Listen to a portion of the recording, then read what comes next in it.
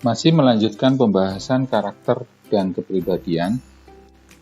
Selanjutnya kita akan melihat ciri-ciri positif kepribadian. 1.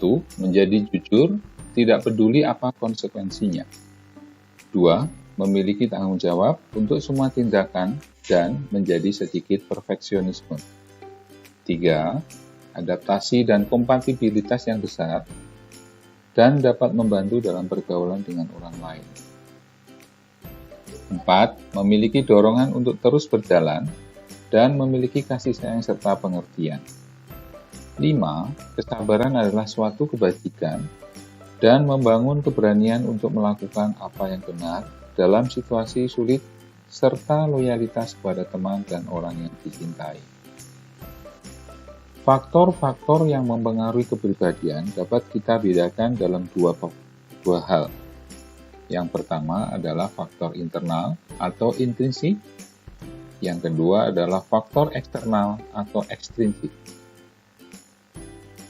Faktor-faktor intrinsik contohnya adalah sikap, bakat, kemampuan, minat, kebutuhan, dan motivasi.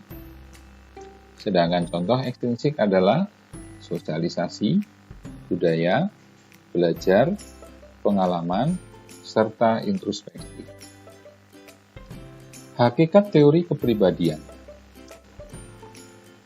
Kepribadian bersifat dinamis, artinya bisa berubah dan berkembang membentuk suatu sikap serta tindakan tertentu. Perubahan sesuai dengan waktu dan pengalaman individu yang dilaluinya.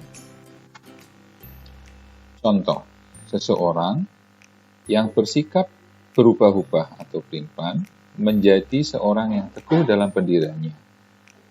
Karena ia belajar bahwa bersikap pelin-pelan atau berubah-ubah membuat kesulitan dalam hidupnya, sehingga ia memutuskan untuk mengubah sikap tersebut. Mengapa banyak teori dan praktek yang berbeda? Hal ini bisa terjadi karena beberapa hal. 1.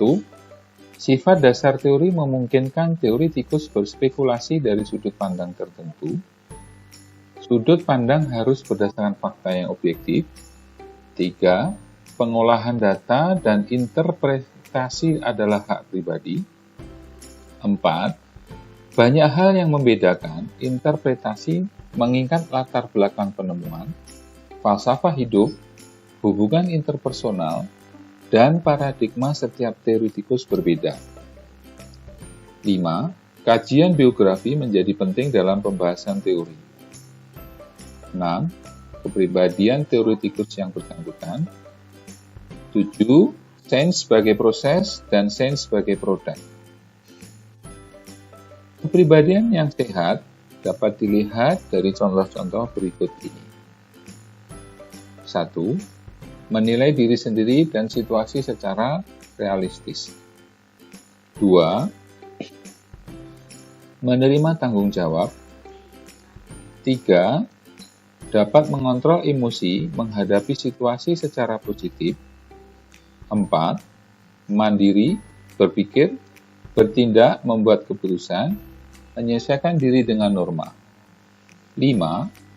Orientasi tujuan, mengembangkan kepribadian, pengetahuan dan keterampilan. 6. Berorientasi keluar, memiliki kepedulian dengan masalah lingkungan. 7. Penerimaan sosial, mau berhubungan dengan orang lain. 8. Falsafah hidup yang berasal dari keyakinannya.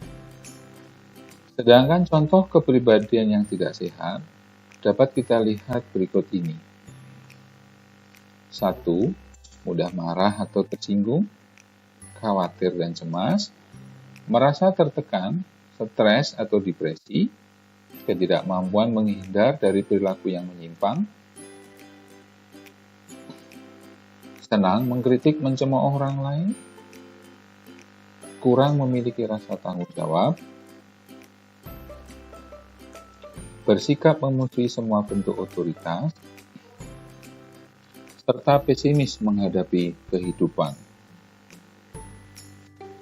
Juga sifat yang terlihat adalah bersikap hiperaktif. 5 faktor dalam menentukan tipe kepribadian. Pertama, keterbukaan, yaitu penghargaan untuk berbagai pengalaman positif dan bukan negatif. 2. Kesadaran adalah perencanaan yang matang ke depan, bukannya secara spontan. 3. Extraversion menjadikan hubungan dengan orang lain sebagai sumber energi dalam mengembangkan diri dan bukan sebagai kompetitor negatif. 4. Keramahan, sesuatu yang menyenangkan, bukan kemunafikan. 5. Neuroticism mengacu pada percaya diri dan bukan khawatir atau menjadi rentan. Kepribadian versus karakter. Ciri-ciri kepribadian ditentukan oleh faktor keturunan dan sebagian besar berubah. Sedangkan ciri-ciri karakter adalah sifat-sifat yang didasarkan pada keyakinan seperti kejujuran, kebajikan, kebaikan, percaya diri, dan memperlakukan orang lain dengan baik serta menyenangkan. Ada 2 sisi kepribadian yang dapat kita lihat. Pertama adalah temperamen, yaitu konfigurasi dari kecenderungan, pradisposisi, perangkat lunak otak manusia. 2. Karakter adalah konfigurasi dari kebiasaan, disposisi, serta perangkat keras otak manusia. Demikian pembahasan pada bab karakter dan kepribadian. Kita akan lanjutkan pada bab-bab berikutnya.